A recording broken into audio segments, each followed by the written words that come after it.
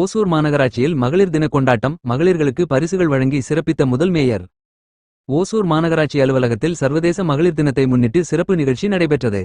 இந்த நிகழ்வில் முன்னாள் சட்டமன்ற உறுப்பினரும் ஓசூர் மாநகரின் முதல் மேயருமான SA சத்யா அவர்கள் கலந்து கொண்டு மாநகராட்சி ஆணையர், துணை மேயர், மாமன்ற உறுப்பினர்கள் உள்ளிட்டோருடன் இணைந்து நிகழ்வை சிறப்பித்தார்.